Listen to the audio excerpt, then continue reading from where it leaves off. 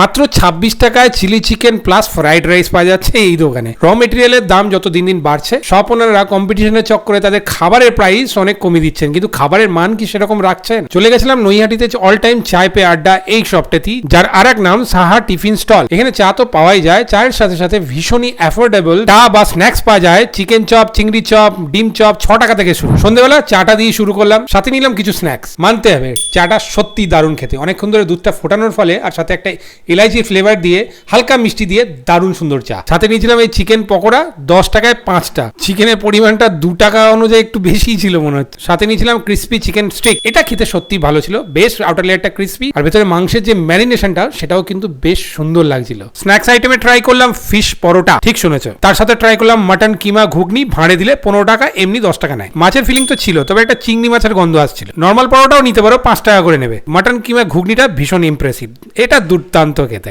আমার সাজেশন থাকবে নর্মাল পরোটার সঙ্গে এই মাটন কিমা ঘুগনিটা। এবার ট্রাই করলাম আমার খাওয়া সব থেকে cheapest combo, veg fried rice সাথে 2 পিস প্রমাণ সাইজের chilli chicken. Veg fried rice plus আলুর দমও কম্বো আছে মাত্র 20 টাকায়। আবার 60 টাকায় পেয়ে যাবে ভেজ ফ্রাইড রাইস আবার মটনের কম্বো। খেয়ে যা বুঝলাম যে কোয়ালিটি প্রোভাইড করছে, দামটা যদি আর একটু বেশি রাখে তাতেও কিন্তু ক্ষতি নেই। এই দামে দেওয়া পসিবল হচ্ছে বিকজ ওনার দোকানে কোনো লেবার নেই, দোকানটা সম্পূর্ণ নিজেদের দোকান। সামনে নৈহাটি সাইব কলোনি মোড়, ডান দিকে বোম্বে বিরিয়ানি ঠিক ক্রস করেই পেয়ে যাবে অল টাইম চায় আড্ডা এই শপটি।